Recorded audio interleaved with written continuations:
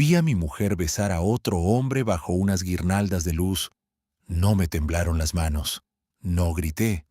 No monté un escándalo. Dejé la copa sobre una barandilla. Crucé la casa llena de risas ajenas. Salí por la puerta principal y conduje de vuelta a casa con una certeza helada clavada en el pecho. Mi matrimonio no se estaba rompiendo. Llevaba mucho tiempo roto. Yo solo había sido el último en enterarme. Me llamo Álvaro Serrano. Tengo 43 años. Durante casi 15 años, trabajé como analista de sistemas en una empresa tecnológica mediana de Madrid. Buen sueldo, horario estable, poca gloria. Era el hombre que evitaba desastres sin hacer ruido, el que mantenía todo en pie para que otros se llevaran el aplauso. No me molestaba, o eso me repetí durante años. Desde hacía mucho tiempo tenía una idea guardada. Quería abrir un estudio pequeño de desarrollo web. Nada enorme, nada llamativo. Páginas limpias, tiendas en línea sencillas. Soluciones claras para negocios de barrio que no podían pagar agencias grandes. Lo había pensado tanto que hasta tenía nombres apuntados en un cuaderno. Había hecho presupuestos. Había calculado costes. Había imaginado clientes. Pero cada vez que se lo comentaba a Claudia, ella tenía una forma muy fina de apagarme. Sin levantar la voz, sin parecer cruel, solo lo justo para dejarme quieto. Una noche me dijo algo que no olvidé jamás. Álvaro, tú no eres un hombre de lanzarte al vacío. Tú eres un hombre de mantener las cosas funcionando. Algunos crean, otros sostienen. Y tú siempre has sido de los segundos. Lo dijo mientras respondía un correo desde el sofá. Ni siquiera me miró. Yo cerré el cuaderno y no volví a hablar del tema. Claudia trabajaba en una agencia de publicidad en el centro. Era brillante, elegante, de esas personas que entran en una sala y consiguen que el aire se ordene a su alrededor.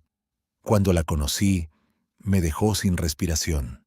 Fue en una cena en Lavapiés. Yo tenía 28 años. Ella tenía 31. 6 meses después, ya no quería imaginar una vida en la que no apareciera. Nos casamos. Compramos un piso en Chamartín.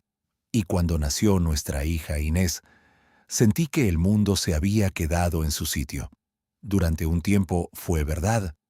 Teníamos nuestras bromas, nuestros desayunos lentos los domingos, nuestra niña cantando tonterías mientras yo hacía tostadas y Claudia fingía que no sonreía cuando la oía. Luego algo cambió, no de golpe, no con un portazo. Fue más bien como ver bajar la marea. Primero no te das cuenta, después miras mejor y ya no queda agua donde antes cubría todo. Claudia ascendió en la agencia. Empezó a viajar más. Volvía tarde. Se encerraba en el dormitorio con el portátil. Hablaba conmigo como quien revisa una lista. Lo justo, lo correcto, nada más. Mi hermano Rubén empezó a notarlo antes que yo. Rubén es 2 años menor, directo, brusco a veces, pero jamás falso. Una noche, tomando cerveza en su taller, me soltó algo que se me quedó pegado.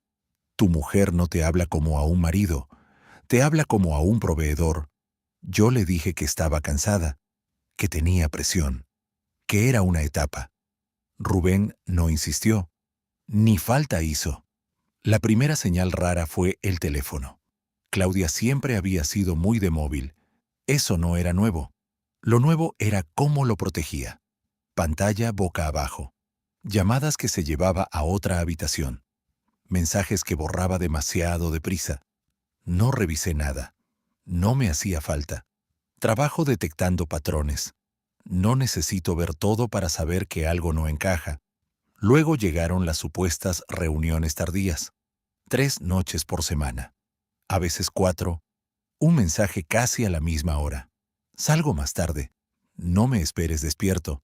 Volvía con olor a perfume caro y comida de restaurante. Besaba a Inés en la frente si seguía despierta. Se servía vino. y desaparecía. 2 semanas antes de aquella fiesta, volví a casa antes de lo normal por una migraña. Su coche estaba en el garaje. Era raro para esa hora. Entré despacio. La encontré en la cocina. Reía con el teléfono pegado al oído. Una risa baja, suave, cómplice.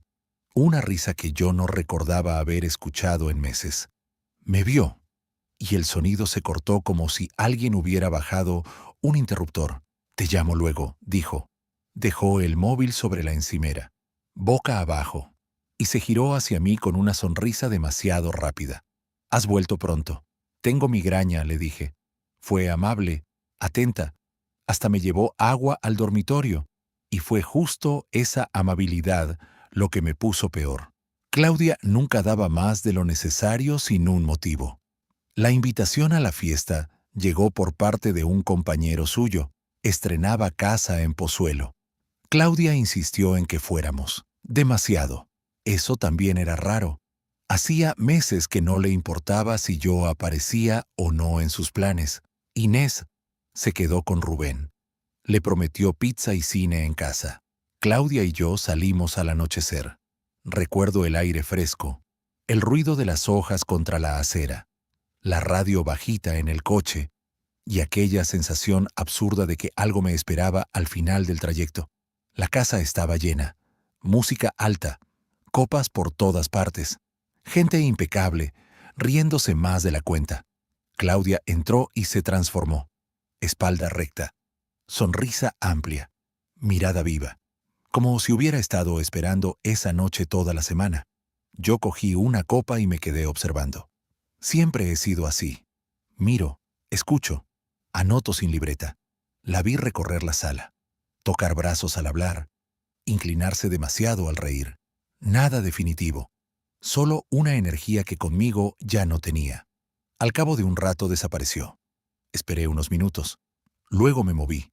Salón, cocina, pasillo, terraza delantera, nada. Entonces vi la puerta del jardín entornada. Salía una línea de aire frío. Abrí.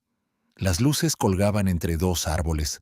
Había un par de personas fumando junto a la valla, y a la derecha, medio ocultos por una pérgola, estaban ellos. Claudia, y un hombre alto con americana oscura, la mano de él en su cintura, la cabeza de ella inclinada hacia su pecho. Él dijo algo. Ella sonrió, y entonces la besó. No fue un error, no fue un impulso torpe, fue un beso con costumbre, con práctica, con historia. Me quedé quieto, muy quieto. Noté el mundo alejarse sin hacer ruido. Dejé la copa, di media vuelta, crucé el salón, abrí la puerta principal y me fui. No escribí, no llamé, no avisé. Conduje hasta casa en silencio, aparqué, entré, bebí agua en la cocina y me fui a la cama. El móvil vibró pasada la medianoche. ¿Dónde estás? Te estoy buscando. Lo dejé boca abajo. Claudia volvió más tarde. Oí sus tacones, la cerradura, su respiración al otro lado del dormitorio. No me moví, no dormí. Solo pensé, con una claridad extraña. La claridad de cuando se cae la última excusa. Y antes de seguir, si esta historia te está atrapando, te invito con mucho respeto a suscribirte al canal y a dejar tu me gusta. Tu apoyo ayuda muchísimo a que podamos seguir trayendo relatos así. Gracias de corazón. Y ahora sigo. A la mañana siguiente, ya estaba despierto cuando llamó a la puerta del salón. Eran poco más de las 8. Yo llevaba 1 hora sentado con café delante. Había dormido casi nada. Entró con la ropa de la noche anterior, maquillaje corrido, ojos hinchados. Parecía cansada, pero no rota. Eso lo vi enseguida. «Álvaro», dijo. No respondí. «Sé lo que viste. El nombre», le dije. Se quedó quieta. «¿Cómo se llama?» Apretó la mandíbula. «Tomás. Tomás Belmonte. Trabaja con una marca que lleva la agencia». Asentí. «¿Cuánto tiempo?» Bajó la mirada. «Unos meses». No levanté la voz. Solo repetí.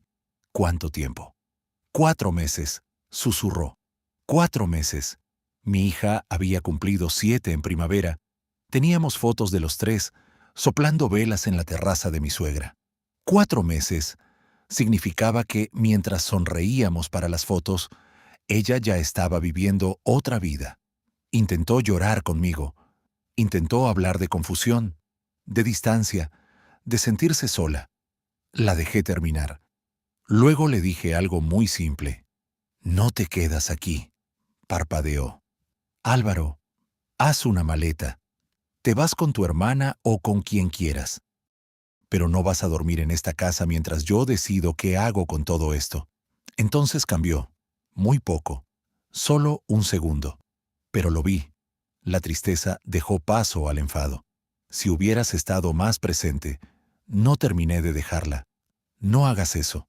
Mi voz salió baja. Muy baja. No me conviertas en la razón por la que besaste a otro hombre en un jardín. Si tenías un problema, lo hablabas. Lo que no hacías era buscarte otra vida mientras yo me ocupaba de la nuestra. No discutió más. Se fue al dormitorio, hizo una maleta y salió de casa menos de 1 hora después. La vi marcharse desde la ventana. Luego me serví otro café y empecé a pensar en Tomás. No me lancé a destrozar nada. No conduje sin rumbo. No llamé a nadie para montar una escena. Hice lo que sé hacer. Seguí el rastro. Empecé por una antigua tableta familiar. Claudia y yo habíamos compartido durante años una cuenta donde se subían fotos automáticamente. Yo casi ni la usaba. Ella seguramente había olvidado que seguía sincronizada. Abrí la galería en la mesa de la cocina. Al principio vi lo esperable. Fotos de Inés, comidas, una feria del libro, un viaje de trabajo a Sevilla. Luego empecé a notar cosas. Fondos de restaurante, copas, una manga de chaqueta repetida, un reflejo en un cristal, un perfil masculino, siempre medio fuera del encuadre, siempre el mismo. Fui mirando fechas, ubicaciones, horas, y se me heló la espalda. No eran 4 meses, ni de lejos. Había imágenes de casi un año atrás. Una cena en Chamberí, un domingo junto al lago de la casa de campo, una foto tomada a la salida de un hotel de Toledo. Ese día, Claudia me había dicho que estaba en una jornada de marca. No estaba en ninguna jornada. Estaba con Tomás. Hice capturas. Anoté fechas. Guardé todo en una carpeta cifrada. Después, llamé a un abogado que me había recomendado un compañero. No me tembló la voz al pedir cita. Apenas colgué, recibí una llamada de Ernesto, un viejo amigo del instituto. Llevaba una cafetería a 2 calles de mi oficina. «Álvaro», me dijo, «tenía que habértelo contado antes». Me puse recto en la silla. «¿Contarme qué?» «Tu mujer ha venido varias veces en estos meses con el mismo tipo. Al principio, pensé que era trabajo, pero no se sentaban como compañeros.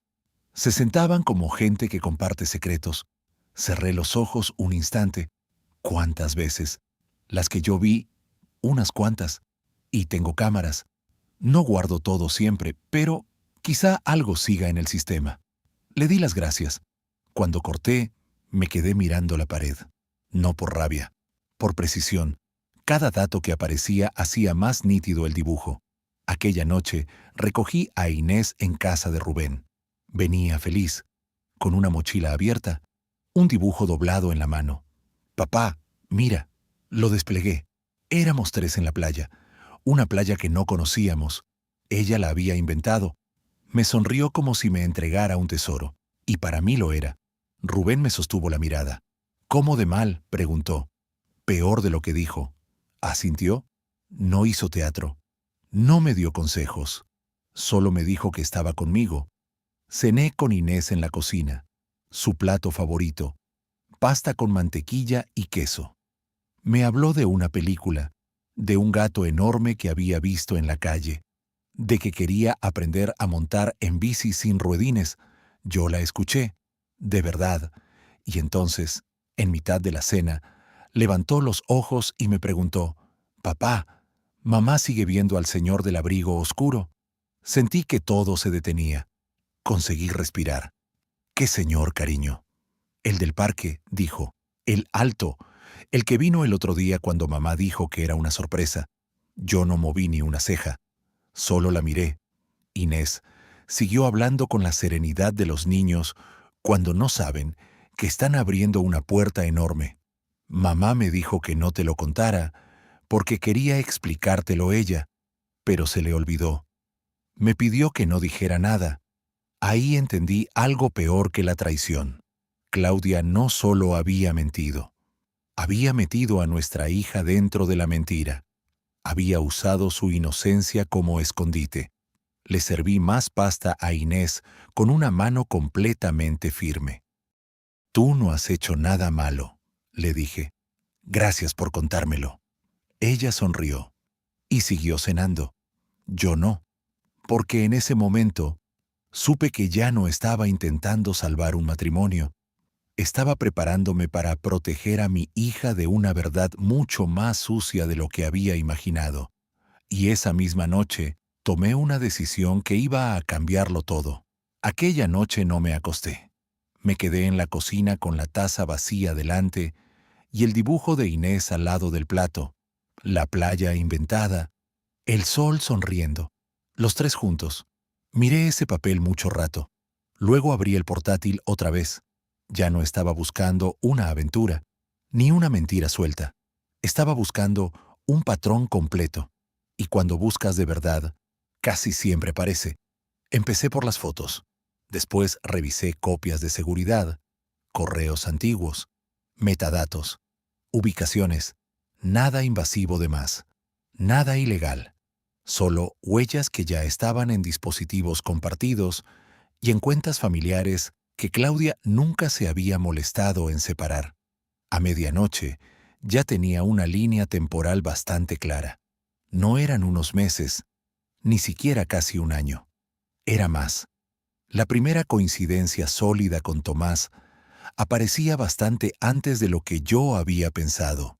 Una comida en un restaurante del barrio de Salamanca, luego otra, luego un hotel en Toledo en un día que ella supuestamente estaba en una convención de marca, después un domingo en Aranjuez que yo recordaba perfectamente porque me pasé la tarde montando una estantería de Inés mientras Claudia me enviaba mensajes diciendo que estaba hasta arriba de trabajo. No era una aventura desordenada. Era una relación montada con tiempo, con logística, con planificación. A eso de la 1 de la madrugada me llegó un mensaje de Ernesto. Tengo algo. Lo abrió enseguida. Me envió capturas de cámara de la cafetería. No eran de la noche anterior. Eran de semanas distintas. En una, estaban sentados uno frente al otro, demasiado cerca. En otra, él le tocaba la muñeca por encima de la mesa.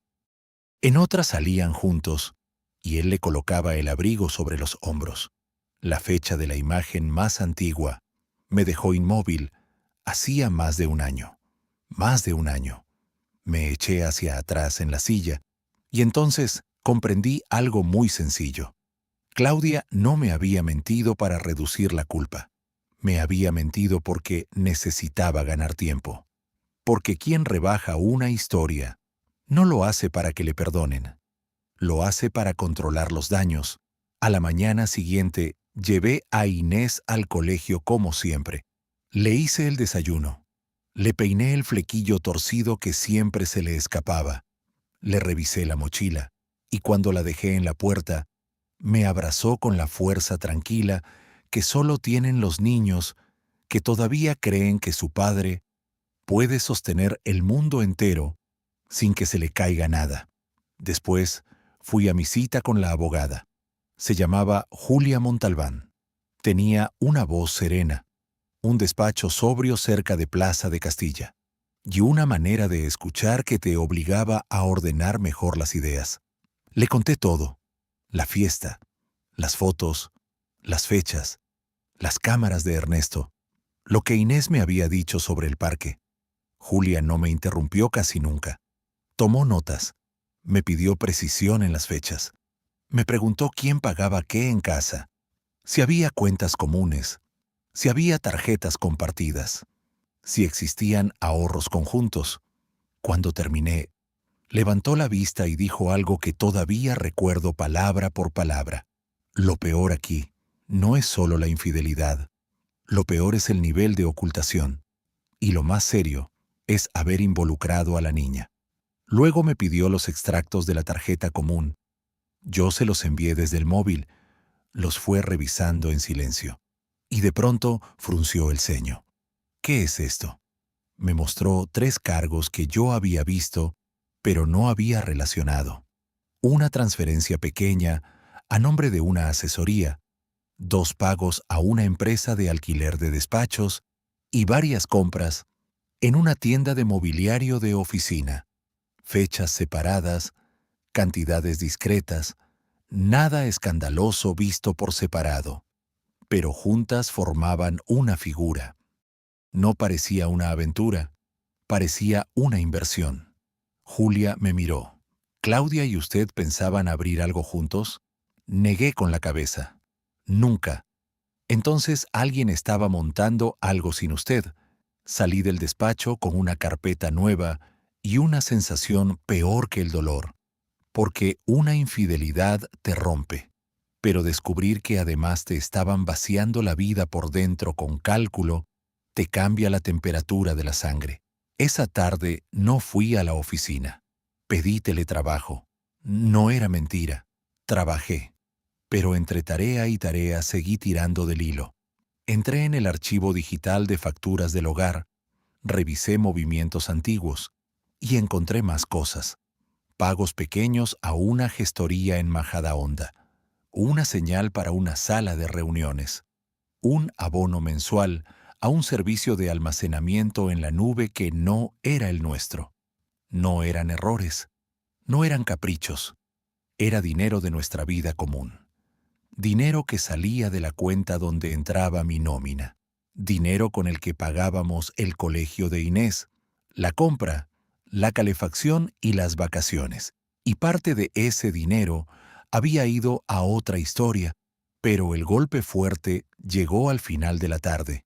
No apareció en el banco, apareció en una carpeta mal cerrada dentro de una vieja cuenta de correo compartida que usábamos para facturas domésticas. Allí encontré un borrador de contrato, no firmado, pero muy claro. Constitución de una sociedad de consultoría de marca digital. 2 socios, Tomás Belmonte y Claudia Roldán. Leí el documento entero 2 veces, luego una tercera. Busqué la fecha de creación. Tenía casi 8 meses. 8 meses. No solo estaban acostándose a mis espaldas, estaban preparando una empresa juntos, mientras ella había pasado años diciéndome que yo no servía para emprender. Me quedé mirando la pantalla con una calma que daba miedo. No rabia, no ya. Era otra cosa. Era la certeza de que me había casado con una mujer que no me quería pequeño por accidente. Me quería pequeño porque le resultaba útil. Porque mientras yo me sintiera incapaz, no haría preguntas, no movería fichas, no cambiaría las reglas, no competiría con la vida que ella soñaba para sí misma. Rubén vino esa noche a casa. Trajo cena. No preguntó por teléfono. Quiso verme la cara. Le enseñé el borrador del contrato. Lo leyó despacio. Luego dejó el papel sobre la mesa y dijo: «No te engañó solo contigo. Te estaba robando el futuro». Asentí. Era exactamente eso. Inés salió del cuarto en pijama para pedir agua. Rubén cambió el gesto al instante. Le hizo una tontería con una servilleta doblada en forma de barco. Ella se rió. Volvió a la cama. Y cuando ya no estaba, mi hermano me dijo muy bajo: «Ahora entiendes por qué no puedes permitirte dudar». Lo entendía, de sobra. Al día siguiente, Julia amplió la estrategia. Me pidió que no confrontara a Claudia con lo financiero todavía, que no le mostrara todo lo que sabía, que dejara espacio para que siguiera hablando. La gente que cree controlar el relato Suele cometer errores cuando se siente todavía segura. Y Claudia se sentía segura. Se notaba en sus mensajes. Primero fueron blandos. Necesitamos hablar por Inés. Luego más tensos. No puedes apartarme así. Después llegó uno distinto. Uno que no pedía. Uno que tanteaba. Espero que no estés haciendo una montaña de algo que ya estaba roto hace mucho. Lo leí 2 veces. Y no contesté. Esa misma tarde, me llamó la directora del colegio, con tono amable, muy medido. Señor Serrano, solo quería confirmar si sigue autorizada la recogida de Inés por parte de su esposa y de una persona llamada Tomás Belmonte. Me quedé helado. Perdón, dije. Repítame el segundo nombre. Hubo un silencio pequeño al otro lado. Tomás Belmonte. Figura como autorizado en una actualización de emergencia entregada hace unos meses. No levanté la voz. No servía de nada. Le pedí que retirara de inmediato cualquier autorización que no llevara mi aprobación directa. La directora lo hizo y además me envió copia del formulario. La firma era de Claudia. La fecha tenía 4 meses y en el apartado de observaciones ponía algo que me revolvió el estómago. Amigo cercano de la familia, persona de confianza para recogidas puntuales. Claudia había dado acceso a ese hombre al colegio de mi hija. No llegó a recogerla nunca. Eso me lo confirmaron. Pero el acceso existía. La posibilidad existía. Y ella no me dijo nada. Cuando Julia vio ese documento, pidió silencio. No por sorpresa, por gravedad. Esto cambia mucho las cosas, dijo. Mucho. No solo por la niña, también por el criterio de su madre. Esa noche sí respondí a Claudia. Solo una frase. A partir de ahora cualquier asunto relacionado con Inés se trata a través de mi abogada. Tardó menos de 1 minuto en llamarme. No respondí. Volvió a llamar. Otra vez. A la tercera contesté. Su voz ya no era de pena. Era de alarma. ¿Qué has hecho? Nada, le dije. He empezado a entender. Respiró hondo. Álvaro, no metas abogados en esto todavía. Todavía. Esa palabra. Como si aún quedara margen para jugar. Como si la honestidad pudiera seguir esperando turno. Le pregunté algo muy concreto. ¿Por qué autorizaste a Tomás en el colegio de nuestra hija? Se hizo un silencio largo. Luego cambió de tono. No era para tanto. Solo por si había una urgencia. Una urgencia, repetí. ¿Y quién decidió que el hombre con el que te acostabas a escondidas podía entrar en el entorno escolar de nuestra hija sin que yo lo supiera? No es así. Sí es así. Y además los dos sabemos que eso no fue lo único que hiciste sin que yo lo supiera. Se quedó callada. Yo también. Durante unos segundos, solo se oía la respiración de ambos. Luego dijo algo que confirmó lo que Julia sospechaba. Tomás y yo estábamos mirando una salida. No respondí. Necesitaba oírla seguir. Una salida profesional, añadió deprisa. Nada que afectara a tu dinero. Solté una risa seca. La primera desde aquella noche. Claudia. He visto el borrador de sociedad y he visto los cargos. No intentes insultarme fingiendo que no entiendo documentos.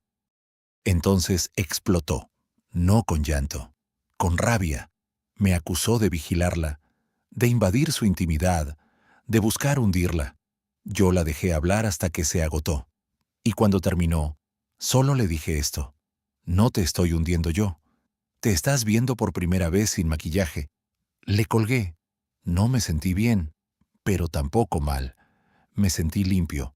El jueves pedí 2 días libres en el trabajo. Llevé a Inés al colegio. Volví a casa. Preparé una pequeña maleta y reservé una habitación en una posada de la sierra, cerca de Rascafría. No necesitaba escapar lejos. Solo sacar a mi hija unas horas del ruido que todavía no comprendía. La recogí al salir de clase. Le dije que íbamos a dormir fuera. Se puso a aplaudir en el coche como si le hubiera regalado el verano entero.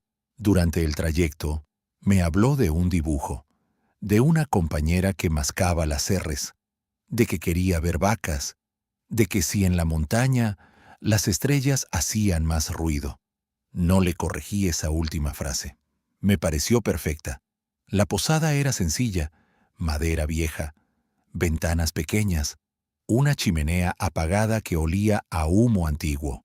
Inés vio un perro dormido junto a la entrada y decidió que aquel sitio era maravilloso. Por la tarde caminamos junto al río. Recogimos piedras lisas. Se manchó las zapatillas. Me pidió que le contara una historia inventada sobre un zorro que no sabía volver a casa. Se la conté, y mientras hablaba, me di cuenta de algo. Por primera vez desde la fiesta, estaba respirando sin sentir el pecho apretado. Esa noche, cuando Inés se quedó dormida abrazada a su conejo de tela, salí al porche con una manta sobre los hombros. Miré la oscuridad de la sierra y pensé en Claudia, no con nostalgia, no con odio, con claridad. Vi todos los años en los que me había ido encogiendo para que ella no se sintiera cuestionada. Vi cada vez que había guardado una idea para no oír su desprecio disfrazado de realismo. Vi la manera en que había ocupado el centro de todo mientras yo me convertía en soporte. Y justo allí, en mitad del silencio, entendí que el divorcio no iba a ser el final de una vida. Iba a ser el final de una versión de mí mismo que ya no podía seguir permitiéndome. Saqué el móvil, abrí una nota en blanco y escribí un nombre provisional. Estudio Serrano Web. Después borré una palabra, la volví a escribir. La miré otro rato. Sonreí apenas. Todavía no sabía si ese sería el nombre definitivo, pero sí sabía algo mucho más importante. Cuando todo esto terminara, yo iba a construir algo mío, algo limpio, algo firme, algo que nadie pudiera volver a usar para hacerme sentir menos. Entonces, oí la puerta abrirse despacio a mi espalda. Era Inés, descalza, con sueño. «Papá, no puedo dormir», le señalé la silla de al lado. «Ven». Se sentó junto a mí, se tapó con la manta y miró la oscuridad. «Aquí todo suena distinto», susurró. «Sí», le dije. «Aquí todo dice la verdad más bajito». Ella no entendió la frase, ni hacía falta. Apoyó la cabeza en mi brazo y nos quedamos así, sin hablar, hasta que pensé en el siguiente paso, porque ya no bastaba con saber quién era Claudia. Ahora necesitaba mirar a Tomás Belmonte a la cara y decirle algo que llevaba demasiado tiempo esperando a decirle al tipo correcto. Volvimos de la sierra el domingo por la tarde. Inés se quedó dormida en el coche, con la cabeza inclinada hacia la ventanilla y el conejo de tela aplastado contra el pecho. Yo conduje despacio, sin música, pensando en Tomás Belmonte. Hasta ese momento había sido una sombra con nombre, una silueta entre luces de jardín, una chaqueta repetida en fotos torcidas, un hombre sentado al otro lado de una mesa en una cafetería. Eso se había terminado. No quería pegarle, no quería gritarle, ni siquiera quería vengarme. Quería mirarle a los ojos, decirle lo que correspondía y salir de allí sin deberle nada a nadie. La oportunidad llegó antes de lo que esperaba. El lunes por la mañana, Claudia me escribió un mensaje corto. «Necesito llevarle un abrigo a Inés». Lo olvidó en casa de mi hermana. No respondí. 5 minutos después, escribió otra cosa. «Tomás ya sabe todo. No sé qué le has dicho, pero está muy alterado». Ahí entendí 2 cosas. La primera, mi llamada con Claudia del jueves no solo la había puesto nerviosa a ella, también había sacudido algo del otro lado. La segunda, Tomás seguía lo bastante cerca como para que ella necesitara explicarle mis movimientos. Eso significaba que entre ellos no estaba todo roto. Todavía no. Dejé a Inés en el colegio. Fui a la oficina unas horas. Saqué adelante 2 incidencias urgentes. Contesté correos. Y a las 12:30 Bajé a comer algo al bar de siempre. En la televisión hablaban de tráfico. En la barra, un hombre discutía por una tostada mal hecha. El camarero me preguntó si quería lo de siempre. Yo asentí. Entonces me vibró el móvil. Era un correo automático de un servicio de agenda que Claudia había compartido conmigo durante años para temas familiares y que yo aún no había desactivado del todo porque Julia me pidió que no tocara nada mientras siguiéramos documentando. Apareció una invitación reenviada de forma extraña, seguramente por algún fallo de sincronización. Reunión. Tomás Belmonte, hotel cerca de Nuevos Ministerios. Ese mismo día, a las 2:30. No lo dudé mucho. Bajé. Volví a la oficina. Cerré el portátil y fui hacia allí andando. Llegué con tiempo. El vestíbulo del hotel era frío, demasiado pulcro, mármol claro, sillones que nadie usaría para estar cómodo. Me senté en un rincón con vistas a la entrada. No tuve que esperar demasiado. Tomás apareció solo, sin Claudia, traje oscuro, paso seguro, teléfono en la mano, el mismo hombre del jardín, solo que ahora la luz era distinta. Y yo también. Me levanté cuando pasó junto a mí. Tomás Belmonte. Se giró enseguida. No tardó en reconocerme. Lo vi en su cara. Esa pequeña caída del gesto. Ese instante en que un hombre entiende que la ficción que llevaba encima ya no le sirve. Álvaro Serrano, dije. Soy el marido de Claudia. Él miró alrededor. No como alguien que teme una pelea, más bien como alguien que calcula testigos. Yo mantuve las manos en los bolsillos. No he venido a montar un espectáculo. Solo quiero hablar contigo 2 minutos. Se tensó un poco, pero no se fue. Bien, dijo, hablemos. Le señalé una zona apartada junto a una cristalera. Fuimos allí. No nos sentamos. Preferí quedarme de pie. Tú ya sabes que sé lo vuestro, empecé.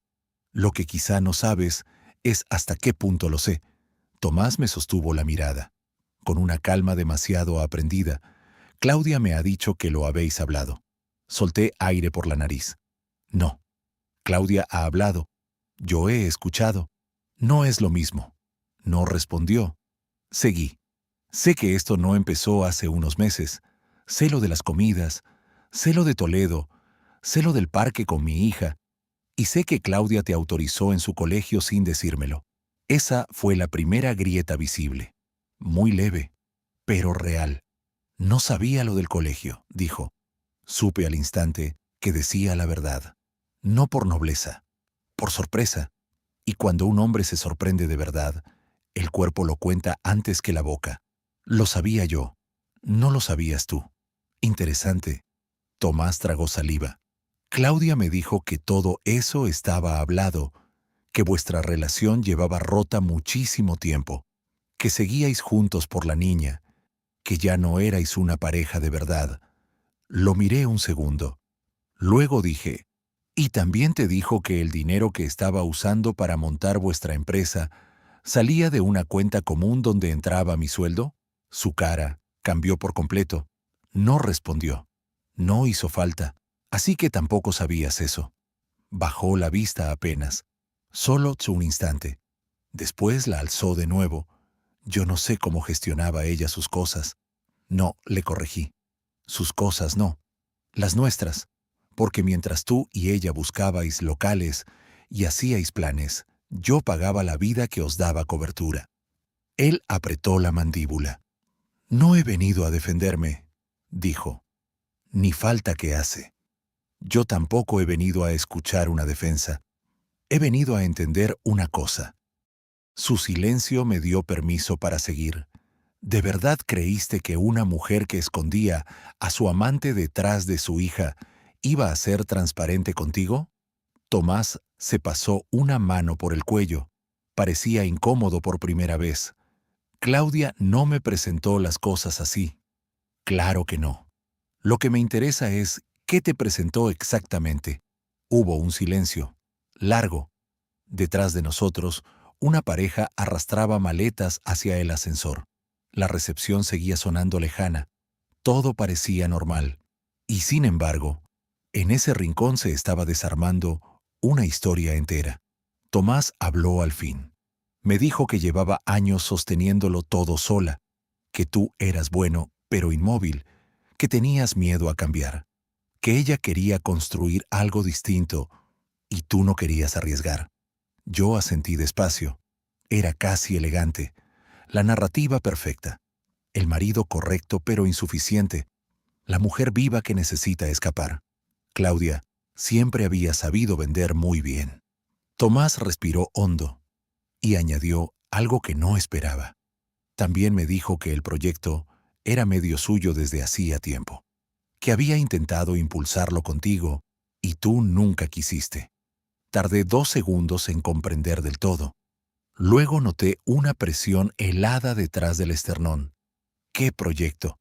La consultora digital, el enfoque para pequeños negocios, la estrategia de acompañamiento mensual, la idea de paquetes escalables. Me quedé mirándolo, muy quieto, porque acababa de escuchar mi propio plan de negocio salir de la boca de otro hombre como si hablara de una idea compartida entre él y mi mujer. Había palabras que reconocí, no exactas, pero sí el armazón, la estructura, las capas de servicio, hasta el tipo de cliente, todo. Tomás siguió hablando sin entender aún lo que acababa de revelar. Claudia decía que tú habías tenido esa ocurrencia hace años, pero que nunca hacías nada, que ella la volvió viable, que le puso cabeza comercial. Ahí sonreí, no de humor, de claridad, una claridad afilada, así que no solo se acostaba contigo, también te vendió mi vida como material para vuestro futuro. Tomás se quedó callado. Yo no levanté la voz. Ni un poco. Escúchame bien, le dije. Ese proyecto lo diseñé yo hace años, en mi casa, en mis cuadernos, en mis noches, mientras tu novia me explicaba que yo no servía para construir nada. El color se le fue de la cara. No sabía eso. No. Ya veo que no sabías bastantes cosas. Y en ese instante comprendí algo importante. Tomás no era inocente, ni mucho menos. Había entrado en la vida de una mujer casada, había aceptado mentiras porque le convenían, había disfrutado de una fantasía construida sobre daño ajeno. Pero también estaba claro que Claudia le había servido una versión muy recortada de la historia, una versión donde yo era un obstáculo pasivo, no un hombre real, no un padre real, no alguien con ideas propias, un decorado útil para justificar la huida. Tomás habló más bajo. Yo pensé que ella estaba saliendo de algo muerto. No respondí enseguida. Quise que el peso de su frase cayera y se quedara. Lo muerto, Tomás, no hace desayunos, no lleva a su hija al colegio, no paga hipotecas, no guarda cuadernos con ideas que otros roban para montar negocios. Lo muerto no sostiene una casa entera mientras por detrás le vacían la vida. Él agachó un poco la cabeza, no como quien pide perdón, más bien como quien por fin ve el suelo que pisa. Yo ya había dicho casi todo, pero me faltaba una cosa. Mi abogada tiene el borrador de vuestra sociedad, tiene los movimientos de dinero, tiene lo del colegio y tiene un registro completo de fechas. Así que, si en algún momento se te ocurre ayudar a Claudia a deformar esta historia en un juzgado, te conviene recordar esta conversación y pensar muy bien dónde quieres colocarte. Tomás levantó los ojos. No voy a declarar nada falso. Bien, porque te guste o no, en lo único en que puedes hacer algo decente a estas alturas es en no empeorar lo que ya habéis hecho. Me aparté un paso. La conversación estaba terminada. Pero entonces él dijo algo más, algo que me hizo detenerme. Álvaro, esperé. La reunión de hoy no era con un cliente, era con una notaría, para frenar la sociedad. La miré. Se quedó inmóvil. No esperaba que me diera esa información. Claudia quería seguir adelante. Yo no. No después de lo del colegio. Eso lo supe el viernes, y tampoco después de enterarme de que había dinero común por medio. Cerré los ojos un segundo. No por alivio, por ajuste. Era una pieza nueva. No cambiaba la traición, pero sí el mapa. Así que, entre ellos, ya había una grieta seria. Tomás siguió. No te lo digo para quedar bien. Sé que no hay manera. Te lo digo porque yo también estoy viendo cosas que no encajan. Lo miré, quizá por primera vez sin querer atravesarlo. Solo verlo. Y vi algo desagradable, pero humano. Un hombre que había aceptado una mentira elegante porque le beneficiaba, y que ahora empezaba a descubrir que la mentira también iba con él dentro. Asentí una sola vez. No somos aliados, le dije. Lo sé, pero si alguna vez Julia Montalbán te llama, te aconsejo que respondas con la verdad completa. No por mí, por mi hija. Tomás tragó saliva y asintió. Me fui sin darle la mano. Salí del hotel. Caminé varias calles sin mirar el móvil, sin prisa, con esa sensación rara que dejan algunas conversaciones cuando no te alivian, pero te ordenan. Al llegar a la oficina, no subí. Me quedé en el portal. Abrí la carpeta donde guardaba mis antiguos planes. Los tenía escaneados, fechados, nombrados con una manía casi obsesiva. Fui directo a la versión más antigua, y allí estaba, el mismo esquema de servicios, la misma idea de mantenimiento mensual, la misma frase sobre negocios de proximidad que necesitan presencia digital sin pagar estructuras gigantes. Mi plan, mi lenguaje, mi trabajo, no una coincidencia, no una inspiración, un robo limpio. Aquella noche, cuando acosté a Inés, se quedó agarrada a mi muñeca un segundo más de lo normal. Papá. Sí, cariño. ¿Tú estás triste? La verdad salió sola, un poco. Ella lo pensó. Luego dijo, pues mañana te hago un dibujo mejor que el de la playa. Y se durmió convencida de haber arreglado algo enorme. Yo me quedé sentado en la oscuridad de su cuarto, mirándola respirar, y entendí que ya no quería limitarme a defenderme. Eso seguía siendo necesario. Claro, pero ya no bastaba, porque Claudia me había quitado más que la confianza. Había intentado apropiarse de la versión de mí que yo nunca me atreví a sacar del todo al mundo, y no pensaba dejarle ese trofeo. Aquella misma madrugada abrí el portátil, saqué una libreta nueva y empecé a escribir otra vez el plan de mi estudio, desde cero, más limpio, más claro, más mío que nunca, sin pedir permiso, sin consultar a nadie, sin volver a cerrar el cuaderno a mitad de página. Y mientras escribía, sin saberlo todavía, me acerqué al momento en que alguien iba a mirarme con una claridad que yo ya había olvidado que podía existir. Los días siguientes no fueron dramáticos, y casi agradecí que no lo fueran. No hubo gritos en la puerta, no hubo escenas en el colegio, no hubo mensajes larguísimos de madrugada llenos de culpa y de poesía barata. Hubo algo peor, hubo estrategia. Claudia dejó de escribirme como una mujer herida. Empezó a escribirme como una mujer que buscaba recolocar piezas, mensajes breves, correctos, fríos, preguntas sobre horarios, sobre ropa de Inés, sobre si podía verla el fin de semana, nada de amor, nada de perdón. Y eso me confirmó algo. Ya no estaba tratando de salvar lo que tenía conmigo. Estaba tratando de salvar lo que pudiera quedar de su posición. Julia también lo vio. Cuando le enseñé los últimos mensajes, solo dijo, ya ha entrado en modo control de daños, y eso suele volver a la gente más torpe de lo que cree. No tardó en tener razón. El miércoles por la mañana me llamó Tomás. Estuve a punto de no cogerlo. Al final respondí. Su voz sonaba más cansada que segura. No te llamo para molestarte. Te llamo porque hay algo que deberías ver. No contesté enseguida. Esperé. He terminado con Claudia, dijo. Y antes de que pienses que te lo digo para quedar bien, no.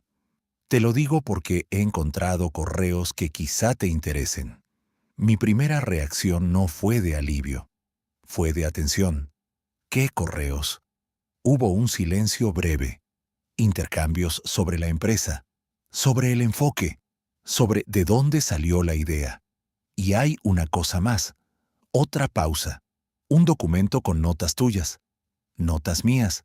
Sí, no sé de dónde las sacó ella, pero están reformuladas como si fueran base del proyecto conjunto. Sentí una presión seca detrás de los ojos. No por sorpresa ya. Por confirmación, Tomás me propuso enviar todo directamente a Julia. Acepté. No quería tratar más de lo necesario con él. Una hora después, Julia me llamó. Su voz, siempre serena, tenía una firmeza distinta. Esto es muy útil. Mucho. Había correos de Claudia, algunos a Tomás, otros a una asesora fiscal. En ellos describía la idea de negocio como una evolución de un planteamiento casero que ella había madurado durante años. Pero en un archivo adjunto aparecían frases mías casi intactas, extraídas de un documento antiguo, de una carpeta privada que yo guardaba en un disco externo en casa. No hacía falta ser un genio para entenderlo. Me había leído. Me había desarmado por dentro durante años. Y luego había intentado construir con mis planos una vida nueva donde yo no tenía sitio. Julia fue más lejos. También había correos donde Claudia insistía en que el proyecto debía ponerse solo a nombre de Tomás durante un tiempo. Por prudencia, decía. Por imagen, decía. Por si mi marido sospecha, decía. Esa frase exacta. La leí en el despacho de Julia y sentí algo muy parecido al asco. No porque ya no supiera quién era Claudia, sino porque había un tipo de frialdad que todavía seguía descubriendo a capas. Rubén vino a verme esa noche al piso. Le conté lo de los correos. Me escuchó con los brazos cruzados. Luego se acercó a la ventana y se quedó mirando la calle. Hay gente que traiciona porque se pierde, dijo. Y hay gente que traiciona porque cree que todo es material de uso. Tu problema es que te casaste con una de las segundas. No dije nada, porque era verdad. A la mañana siguiente, el trabajo me dio una tregua extraña. Mi portátil de la empresa decidió morir justo al arrancar. Pantalla negra. Error de arranque. Silencio. La clase de avería que habría puesto nervioso a cualquiera. A mí solo me fastidió. Sabía que tenía copias de todo. Sabía que no era el fin del mundo. Pero necesitaba una licencia concreta de recuperación que no tenía instalada. Bajé al departamento técnico interno. No iba mucho por allí. Normalmente, resolvía solo mis problemas. Detrás del mostrador estaba una mujer que no había visto antes. Pelo recogido, gafas rectangulares, camisa azul oscura, ninguna prisa en los gestos, ni la sonrisa automática de quien atiende por obligación. Puso la mano sobre el portátil, lo encendió, leyó el error y dijo, «Eso no es grave, es molesto, que es distinto». Su voz tenía un tono seco, pero no desagradable. Le expliqué lo que necesitaba. Ella asintió. «Tenemos la licencia. Pasa». Lo miramos. Se llamaba Elena Vega. Había llegado desde la delegación de Valencia hacía unos meses. Mientras trabajábamos, me di cuenta de algo raro. No necesitaba traducirle nada. No tenía que explicar de más. Entendía los procesos rápido. Veía los pasos antes de que yo los dijera. Tardamos poco menos de 2 horas en recuperar el sistema y dejarlo limpio. Al acabar, me tendió un informe impreso y me observó un segundo. «Tienes cara de llevar demasiados frentes abiertos. ¿Café?» La pregunta me pilló desprevenido. No sonó coqueta, ni invasiva. Sonó práctica, como si hubiera detectado una avería secundaria. Acepté. Bajamos a la cafetería del edificio. Pidió café solo. Yo pedí lo mismo. Nos sentamos en una mesa apartada. Durante un rato hablamos de trabajo, de incidencias absurdas, de usuarios que creen que la tecnología es magia hasta que falla, de lo poco que se valora a quien evita problemas antes de que existan. Era fácil hablar con ella. No había adorno, no había postureo, solo inteligencia limpia y una forma muy tranquila de mirar. En un momento dado me preguntó, «Tú no has trabajado siempre en estructura pura, ¿verdad?». La miré. Ella se encogió de hombros. La forma en que leíste la tabla de particiones, la forma en que ordenaste prioridades, eso no es de alguien que solo mantiene, eso es de alguien que diseña. Sonreí apenas. Hace años que quiero montar un estudio pequeño. Desarrollo web para negocios locales. Lo tengo pensado desde hace mucho. ¿Y qué te frena?, preguntó. La respuesta honesta era larga, demasiado larga para aquella mesa. Así que dije, he estado esperando el momento correcto. Elena removió el café sin mirarme. El momento correcto casi nunca existe. Existe el momento en que uno se cansa de pedir permiso por dentro. Levanté la vista hacia ella. No lo dijo como una consigna. Lo dijo como una observación técnica, como si hablara de un servidor mal configurado. Eso fue lo que más me golpeó. La ausencia total de condescendencia. No estaba animándome para hacerme sentir mejor. Estaba evaluando un dato y sacando una conclusión. Nos levantamos. Antes de irse, se giró apenas. Por cierto, trabajas bien bajo presión. La mayoría de la gente confunde calma con pasividad. No es lo mismo. Y se fue. Me quedé con el vaso vacío en la mano, pensando en una frase muy concreta. La mayoría de la gente confunde calma con pasividad. Llevaba años oyendo versiones retorcidas de mí mismo, que si prudente significaba cobarde, que si estable significaba plano, que si responsable significaba incapaz de crear. Y de pronto, una desconocida había descrito en 2 frases algo que Claudia nunca quiso reconocer. Aquella noche, después de acostar a Inés, abrí el portátil y empecé a trabajar en serio. No ya como refugio, como decisión. Organicé el plan de negocio, separé servicios, definí precios, calculé un arranque austero, diseño de páginas, mantenimiento mensual, reservas para restaurantes, catálogos simples para comercios de barrio, optimización clara, sin humo, sin lenguaje vacío de agencia. Cuando terminé la primera versión, eran casi las 2 de la madrugada. No sentí cansancio, sentí enfoque. Y al día siguiente llegó otro golpe. Claudia se presentó en casa sin avisar. Era domingo. Inés estaba echando la siesta en su cuarto. Yo estaba en la cocina, revisando presupuestos. Oí el timbre. Abrí. Allí estaba ella, sin maquillaje, abrigo beige, cara de tristeza ensayada. «¿Puedo pasar?», dijo. «No», parpadeó. «Solo quiero hablar». «No». Su gesto se tensó apenas. «Álvaro, por favor. Esto no puede ser así para siempre». Me apoyé en el marco de la puerta. «Lo sé. Por eso ya lo está llevando Julia». Claudia bajó la voz. «No hablo del divorcio. Hablo de nosotros». Casi me dio pena. Casi. Pero no por ella. Por la cantidad de energía que seguía poniendo en intentar que el mundo tuviera el guión que a ella le convenía. «No hay un nosotros al que volver», le dije. Sus ojos se humedecieron. O lo parecieron. «¿De verdad vas a tirar 15 años por la borda?». Negué despacio. «No. Tú los tiraste. Yo estoy recogiendo a mi hija del suelo». Esa frase le hizo daño. Lo vi. Y entonces pasó algo importante. Durante unos segundos dejó de actuar. Y lo que apareció debajo no fue dolor, fue irritación. Una irritación casi ofendida. Como si no soportara que yo no me moviera al ritmo emocional que ella había preparado. «Siempre haces esto», soltó. «Te cierras, te vuelves imposible. Yo llevaba años intentando sacarte de esa vida pequeña que te habías montado». La miré, muy quieto. «Mi vida pequeña», repetí.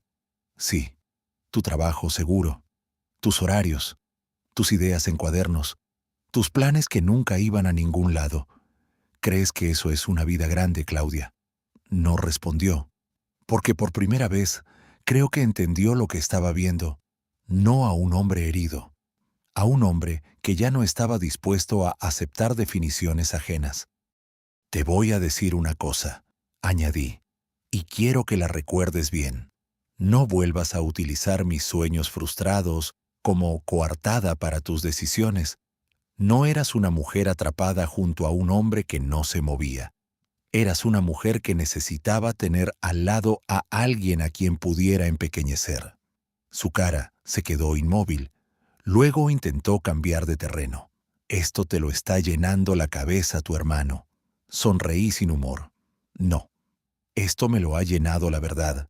Y la verdad tiene la mala costumbre de ordenar mucho las cosas.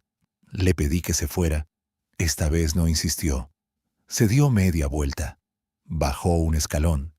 Y antes de llegar al portal soltó una frase por encima del hombro. Tomás no te ha contado todo. Me quedé quieto. No piques, me dije. No le des ese regalo. Pero la frase se quedó zumbando. Esa misma noche llamé a Julia. Le conté lo ocurrido. Ella guardó silencio unos segundos.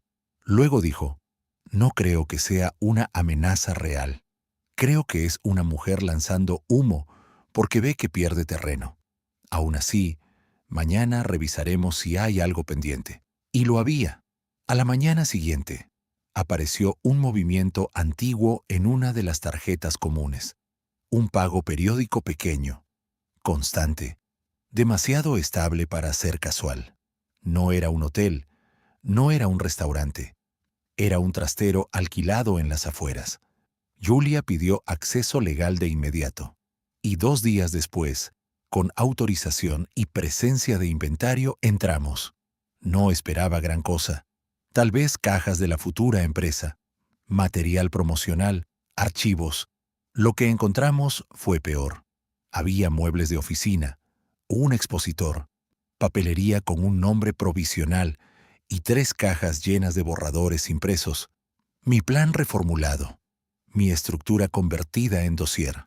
Y además, algo que no esperaba en absoluto. Una carpeta con copias de movimientos bancarios y anotaciones manuscritas, cuentas, previsiones, un reparto futuro y en una hoja suelta, escrita con la letra de Claudia, una frase que me dejó inmóvil. Cuando todo esté listo, Álvaro firmará el acuerdo de separación sin pelear, porque nunca pelea. Cerré los ojos un instante, no por rabia, por agotamiento limpio, por la confirmación final de que no había un accidente moral en todo aquello. Había un cálculo, un plan, una fe absoluta en que yo iba a seguir siendo el hombre que aguanta, sostiene y no incomoda. Julia guardó aquella hoja en una funda transparente. Me miró. Esto vale más que muchas lágrimas en sala. Asentí. Sí, valía, pero no por el juicio. Valía porque ahí, por fin, quedaba escrita la imagen exacta que Claudia había tenido de mí durante años, y también quedaba claro lo equivocada que estaba. Aquella noche no abrí el portátil al llegar a casa. Me senté en el salón con la luz apagada. Inés dormía. La ciudad sonaba lejos. Pensé en Elena, en su frase sobre la calma. Pensé en Rubén, en la hoja del trastero, en el estudio, en todo lo que me habían querido contar sobre quién era yo. Y por primera vez en mucho tiempo sentí algo parecido a una alegría serena. No porque las cosas fueran bien, todavía no, sino porque por fin había dejado de dudar de mí. Al día siguiente, sin decírselo a nadie, fui a ver un local pequeño en Arganzuela. Tenía luz natural, una persiana gris, paredes que necesitaban pintura, y el tamaño exacto de algo que todavía no impresiona a nadie, pero ya existe. Entré, lo recorrí despacio, y supe que, si todo seguía el curso que ya estaba tomando, muy pronto iba a firmar algo mucho más importante que unos papeles de divorcio. La vista llegó en noviembre. Un martes gris, frío. De esos días en los que Madrid parece hecha de cristal empañado y prisa. Yo fui con Julia. Claudia llegó con su abogado 10 minutos después. Iba impecable. Abrigo oscuro, pelo recogido, expresión medida. La clase de imagen que siempre había manejado bien. La diferencia era que esta vez ya no me desarmaba, ni me imponía, ni me hacía dudar de lo que sabía. En la sala no hubo grandes escenas. No las necesitábamos. La verdad no siempre entra dando portazos. A veces entra en carpetas bien ordenadas, en fechas, en correos, en autorizaciones que nadie puede explicar sin que todo huela mal. Julia presentó la línea temporal, las fotos, los movimientos bancarios, el borrador de la sociedad, los correos con mi plan transformado en base de un proyecto ajeno, la autorización del colegio, el trastero, la hoja donde Claudia había escrito que yo firmaría sin pelear, porque nunca peleaba. Esa frase hizo más ruido que cualquier llanto, porque no hablaba de un error, hablaba de una convicción, de una imagen de mí cuidadosamente construida por otra persona, una imagen falsa. Claudia intentó sostener su versión. Dijo que nuestro matrimonio llevaba roto mucho tiempo, que yo estaba emocionalmente ausente, que la empresa futura era solo una idea inmadura, que nunca pensó en perjudicar a Inés, pero todo sonaba hueco frente a los documentos, y peor aún, sonaba aprendido. Cuando llegó el momento de hablar de la niña, el ambiente cambió, no por dramatismo, por peso. Se revisó lo del colegio, lo del parque, la petición de guardar silencio. Julia no lo usó como un látigo, no hacía falta. Lo presentó como lo que era, una prueba de juicio deficiente, de límites cruzados, de una madre que había metido a su hija en una zona que jamás debió tocar. No voy a mentir. Oír todo aquello en voz alta me revolvió por dentro, porque una cosa es saberlo, y otra, escucharlo convertido en hecho oficial delante de desconocidos. Aún así, no aparté la mirada. No ese día. No ya. La resolución no salió en el momento. Tuvimos que esperar. Unos días largos, lentos, pero cuando llegó fue clara. Se estableció mi custodia principal, con un régimen de visitas progresivo para Claudia, supervisado al principio por su hermana, después revisable, si se mantenía estable y cumplía lo fijado. El piso se quedaba para Inés y para mí. Los gastos ocultos y el uso de dinero común se tuvieron en cuenta. Y la vía de la empresa conjunta con Tomás quedó enterrada por completo. No celebré nada. No había nada que celebrar. Pero sí sentí algo profundo. Una especie de silencio limpio, como si después de meses, escuchando una maquinaria rota por fin se hubiera apagado. Cuando salimos del juzgado, Julia me estrechó la mano. «Ha hecho usted lo más difícil», dijo. «No romperse donde esperaban que se rompiera». Le di las gracias. De verdad, no solo por su trabajo, por su forma de llevarme de la mano, sin que pareciera que me llevaba de la mano. Claudia intentó hablar conmigo en la calle. No la dejé. No por crueldad, por higiene. Se acercó, dijo mi nombre, y yo solo respondí. Todo lo relacionado con Inés se habla por la vía acordada. Su gesto cambió, no a tristeza, a frustración. Era ya una expresión conocida, la de alguien que no entiende por qué una llave que siempre funcionó deja de abrir una puerta. Me fui. Conduje hasta el colegio. Recogí a mi hija. Le compré una merienda de chocolate de camino a casa, y aquella tarde montamos un fuerte con mantas en el salón, ella dentro, yo fuera, pasándonos linternas y galletas como si estuviéramos en una expedición secreta. En un momento dado asomó la cabeza entre los cojines y me dijo, «Papá». «Sí, cariño. Hoy estás menos triste». Me reí muy flojo. «Puede ser».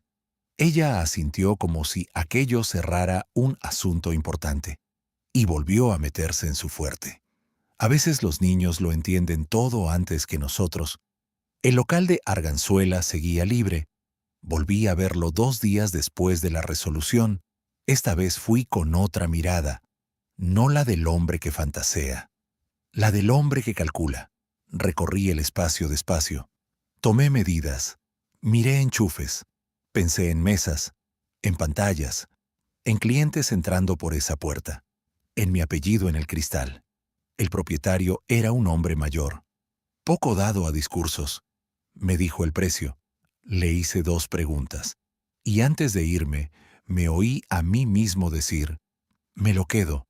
Firmé el alquiler al mediodía siguiente.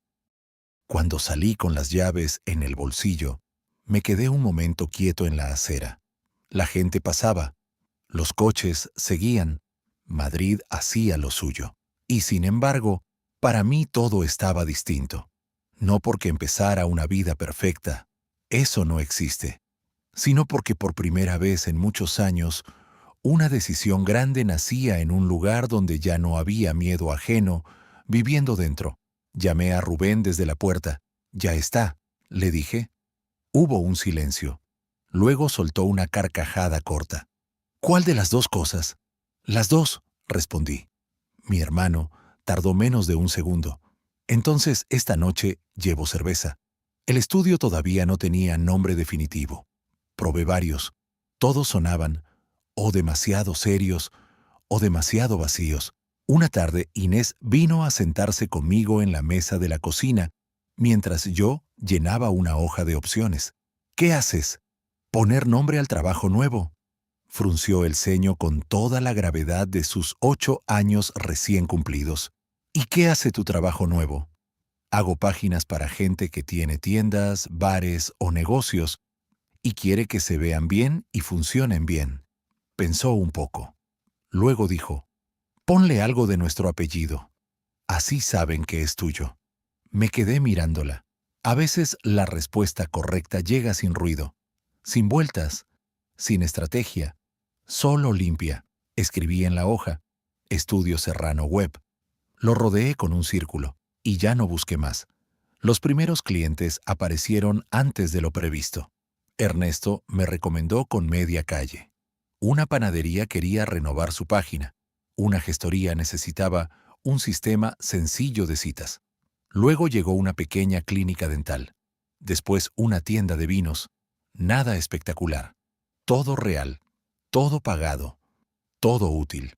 Seguía trabajando media jornada en la empresa tecnológica, mientras el estudio cogía fuerza. Y esta vez no era cobardía. Era estructura. Ya no confundía prudencia con renuncia, ni calma con inmovilidad. Eso, Elena, me lo había dejado claro sin saber cuánto me estaba ordenando por dentro. Volví a verla algunas veces en la cafetería del edificio. Primero por casualidad, luego un poco menos por casualidad. Hablábamos de trabajo, de redes, de clientes imposibles, de lo cómico que puede ser el desastre cuando ya no te está mordiendo. No le conté todo de golpe, ni ella me pidió que lo hiciera. Y quizá por eso me resultó tan sencillo hablar. No había urgencia, no había examen, no había esa sensación de que alguien escucha para usar luego tus grietas como herramientas. Una tarde le enseñé el local aún medio vacío, paredes recién pintadas, 2 mesas montadas, una silla coja, cables por todas partes. Elena entró, miró alrededor, sonrió apenas. «Ahora sí», dijo. «Ahora parece de alguien que por fin se ha creído». No supe qué contestar, porque acertó. Claudia cumplió las primeras visitas con Inés en casa de su hermana. Sin escenas, sin retrasos, sin grandes gestos, y yo agradecí que al menos ahí hubiera cierta cordura. No intenté borrarla de la vida de mi hija. Eso nunca iba a pasar. Tampoco la convertí en monstruo delante de la niña. No hacía falta. Los niños no necesitan que les describas el frío cuando ya lo han sentido. Lo que sí necesitan es una mano estable, una rutina, una verdad proporcionada. Así lo hice. Inés preguntó varias veces si algún día volveríamos a vivir los tres juntos. Le respondí siempre lo mismo. No, cariño, eso ya no va a pasar. Pero mamá te quiere, y yo te quiero, y tú no tienes que arreglar nada. La primera vez lloró, la segunda menos, la tercera solo asintió y me pidió que le leyera un cuento. Las cosas importantes también se aprenden por repetición. Con el tiempo empecé a notar algo raro en casa. Silencio bueno, no el silencio tenso de antes, no el silencio de medir pasos y tonos. Uno distinto, uno donde el aire no estaba siempre esperando el siguiente golpe pequeño. Inés hacía deberes en la mesa mientras yo trabajaba en presupuestos. Poníamos música baja al cocinar. Los domingos inventábamos meriendas absurdas. Y algunas noches, cuando la ciudad ya estaba quieta, yo me quedaba solo en el estudio mirando la pizarra llena de esquemas y sentía una emoción difícil de nombrar.